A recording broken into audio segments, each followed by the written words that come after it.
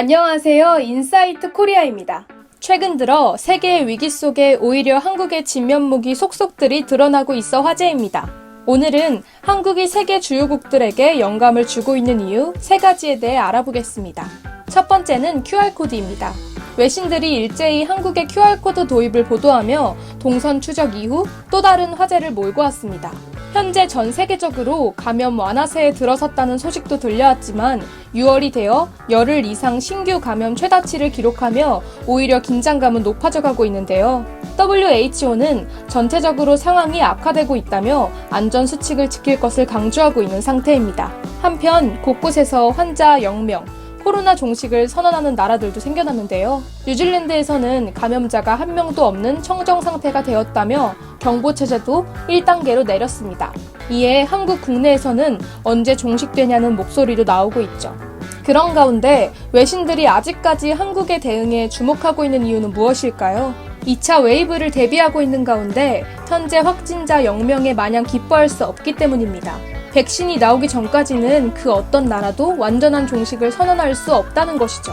현재 거의 종식되었다며 축제 분위기인 대만과 뉴질랜드 역시 강력한 통제와 폐쇄 조치를 통해 이뤄냈기 때문에 2차 웨이브가 도래할 경우 경제 마비를 감수하며 또다시 강력한 폐쇄 조치를 해야 할지도 모릅니다.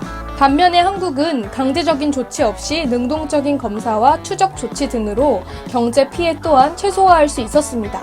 그 어느 주요 도시와 비교해도 인구 밀도가 현저하게 높은 서울에서는 종종 감염 사례가 발생하고 있지만 현재까지 꿋꿋하게 일상과 병행해내고 있죠. 그렇기에 팬데믹과의 장기전을 대비하는 데 있어서 외신들이 한국의 대응 방식에 주목할 수밖에 없는 것입니다. 서구권에서는 얼마 전까지 한국의 동선 추적이 성공한 것을 보면서도 사생활 침해 논란으로 동선 추적 도입을 망설이다가 골든타임을 놓쳐도 한참 놓쳐버린 바 있습니다. 한국을 감시국가로 폄하하는 의견이 나오기도 하며 끝없는 토론이 이어졌지만 대참사가 벌어진 후에야 소 잃고 외양간 고치듯 여러 나라가 블루투스로 바꿔 도입하게 되었는데요. 아직까지도 시스템 구축에 애를 먹어 실질적인 활용이 지연되며 국민들의 원성을 사고 있습니다. 그리고 현재 QR코드 도입에 대해서도 마찬가지 양상이 나타나고 있습니다. 외신들은 한국의 새로운 방역 방식에 일제히 주목하며 감염 위험이 높은 장소들을 단순히 폐쇄하는 것이 아니라 QR코드로 4주간 출입 데이터를 보관하다가 파기하는 방식으로 운영한다고 소개했는데요. 그러자 이에 대해 또다시 뜨거운 설전이 벌어진 것입니다. 우선 이러한 안전장치를 통해 자유로운 일상을 얻을 수 있어 부럽다는 의견이 있습니다. 한국에서 영감을 받아 이러한 조치를 본받고 따라서 도입하자는 댓글들이 눈에 띕니다. 진짜 좋은 아이디어 같아. 미국인으로서 난 이 방법 괜찮을 것 같아. 나라면 QR코드 스캔하고 삶을 살아가겠어. 나는 우리나라에 있는 몇몇 사람들처럼 숨겨야만 하는 구린 뭔가가 없거든. 와, 이거 쩐다. 만약 내가 나갈 수만 있다면 난 정말 좋을 것 같은데. 그들은 정말 잘하고 있구나. 어이 미국, 좀 본받아. 우리도 도입이 시급해. 하지만 과연 이런 일이 일어나긴 할까? 난 항상 한국에 가고 싶었어. 하지만 동선 추적이 화제가 됐을 때와 마찬가지로 감시사회라며 절대 반대라는 의견을 남기는 이들도 여전히 많습니다. 하하하, 자동적으로 지워진다고? 깔깔깔. 절대 안 돼. 조지 오웰 1984. 처음엔 폰일 것이고 그 다음은 손에 표시를 새기겠지. 등 비아냥거리는 댓글도 상당히 많았습니다. 동선 추적을 비아냥대다가 참사를 겪게 된 현 사태는 모두 잊어버린 걸까요? 많은 전문가들이 올해 가을쯤 2차 웨이브가 도래할 것으로 예측하며 긴장하고 있는 가운데 또 한 번의 대참사 이후 저들이 한국을 보며 자국에 대한 한탄을 하지는 않을지 귀추가 주목됩니다. 두 번째는 시위 문화입니다. 홍콩 시위의 주역들이 한국에 큰 감명을 받았다는 인터뷰가 속속 들려오고 있어 화제입니다. 코로나 사태가 진정 국면에 접어든 후 홍콩에서 민주화 시위가 다시 재개되면서 현재 홍콩은 정치적 긴장감이 고조되어 있는 상태인데요. 단중 시위로 많은 이들이 경찰에 연행되는 와중 다수의 어린이들까지 연행되고 시위에 참여한 국회의원이 다쳐 병원으로 호송되기까지 하며 경찰의 과잉 진압이 논란이 되었습니다. 그럼에도 시위대는 광복 홍콩을 외치며 홍콩 민주화를 위해 격렬하게 싸우고 있습니다. 최근 벌어지고 있는 홍콩의 민주화 운동은 지난해 6월 9일 송환법 반대 시위에서부터 불이 붙은 바 있습니다. 당시 홍콩 시민들은 해당 법률이 인권운동가를 중국에 송환하는 데 악용될 것으로 보고 이를 막아낸 것인데, 최근에 또다시 홍콩 보안법 제정이 결의되면서 이것을 반대하는 시위가 거세게 일어나게 된 것입니다.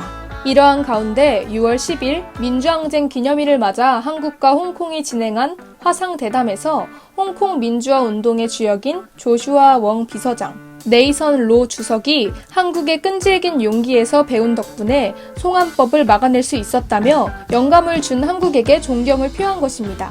웡은 홍콩 사람들도 영화 1987을 보고 영감을 많이 받았다. 한국의 촛불 집회를 보고도 많이 배우고 감동받았다며 지난해 6월 16일 200만 명의 홍콩 시민이 거리에 나와서 시위를 했지만 정부가 송환법을 철회하지 않았다. 하지만 한국이 23회의 대규모 촛불 집회로 대통령을 파면한 사례를 보고 우리도 견디자고 했다. 그리고 결국 3개월 만에 법안을 철회하게 만들 수 있었다고 말했습니다. 최근 웡의 말이 왜곡되어 5.18 민주화 운동을 광주 사태라고 표현했다는 보도가 나와 논란이 되기도 했었는데요. 하지만 웡은 이에 대해 나도 당황했다며 이는 악의적 번역으로 인한 오해라고 해명하기도 했습니다. 최근에는 조지 플로이드 사망 사건으로 미국 전역이 분노하는 사건이 있었죠. 그러나 해당 사건을 빌미로 약탈과 폭동을 일으키는 이들이 생겨나 많은 이들이 평화 시위를 호소하기도 했습니다. 이러한 가운데 한국이 또 한 번 소환되는 일이 있었죠. 해외 커뮤니티에서 한국의 대규모 평화 시위 모습이 올라오며 전 세계 네티즌들의 심금을 울렸던 것인데요. 어느새 한국의 시민의식과 민주주의가 세계 각국에게 영감을 주는 날이 도래했습니다. 이 시국으로 그간 숨겨져 있던 한국의 진면목이 드러나고 있는 반면 일본은 오히려 감춰오던 실상이 밝혀지고 있어 흥미로운 양상입니다. 유럽과 미국 등지에서 일본은 오랫동안 높은 시민의식과 아시아의 선진국으로 이미지 메이킹되어 왔는데요. 요즘에는 오히려 곳곳에서 일본을 민주주의라고 부를 수 있는지도 의문이다. 이 나라는 70년간 똑같은 당이 정권을 잡았다. 이상한 민주주의다. 등 해외 외신과 네티즌들이 일본의 민낯을 들추어내는 일이 늘어나고 있습니다. 이 시국 이후 한국의 이미지는 또 어떻게 변해갈지 기대되는 시점입니다. 세 번째는 비대면 산업입니다. 블룸버그는 한국이 포스트 코로나 시대에 대비하여 언택트 산업에 베팅하고 있다고 보도하며 한국의 움직임에 주목했습니다. 언택트는 접촉을 뜻하는 콘택트에 언을 붙여 접촉하지 않는다는 의미로 비대면 산업을 일컫는 말입니다. 그런데 해당 단어는 소비자들의 패턴을 통해 미래 사회의 흐름을 전망하는 김난도 교수가 만들어낸 개념으로 한국에서 처음 사용되었습니다. 그런데 이에 대해 블룸버그가 언택트라는 말을 인용할 정도이니 한국이 미래를 이끌어 나갈 비대면 산업을 주도하고 있다는 것이 다시 한번 느껴지는 순간인데요. 한국 정부는 이미 76조 원을 투입하여 디지털 뉴딜에 박차를 가하겠다고 발표한 바 있습니다. 이에 블룸버그는 다른 나라들은 경기 부양을 위해 소비만을 촉구하고 있는 가운데 한국은 팬데믹에 대한 경기 부양 대책을 세우는 동시에 미래 신산업에서 경쟁력을 강화하는 방향까지 고려하고 있다는 것에 주목했습니다. 게다가 한국은 해당 뉴딜 정책을 통해 자체 기술력과 생산 체인을 보강하여 중국 의존도를 낮추려는 시도까지 하고 있다고 덧붙였는데요. 이와 더불어 여태까지 한국 정부와 기업인들이 협력해 글로벌 공급 체인에서 주요 포지션을 점유해온 역사 또한 재조명되고 있습니다. 블룸버그는 그 예시로 자동차 산업을 들었는데요.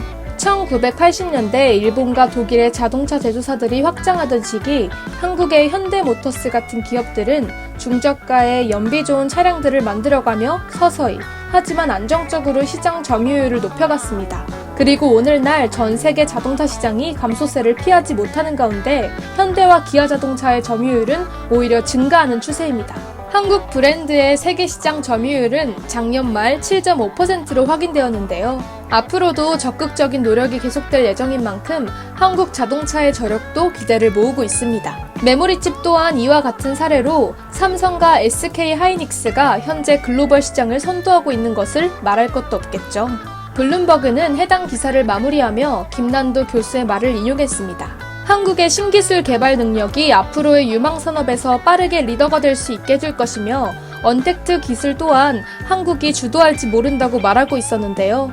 틈새 시장은 종종 주류 시장으로 변화하고는 했다. 코로나 사태는 언택트 기술 등의 트렌드에 무심한 많은 국가들을 도태시킬 것이다 라는 말을 통해 현재 위치에서도 부단히 노력하는 한국의 태도를 다시 한번 강조한 바 있습니다. 국제로봇연맹에 따르면 제조업 종사자 10,000명당 로봇 수는 한국이 전 세계 2위입니다. 게다가 롯데리아에는 절반가량의 점포에 셀프 주문 키오스크가 설치되어 있고 이마트24와 같은 소매업들도 계산원 없는 매장을 적극적으로 실험하고 있습니다. 이러한 끝없는 한국의 노력이 오늘날의 한국을 만든 것만은 틀림이 없는 것 같네요.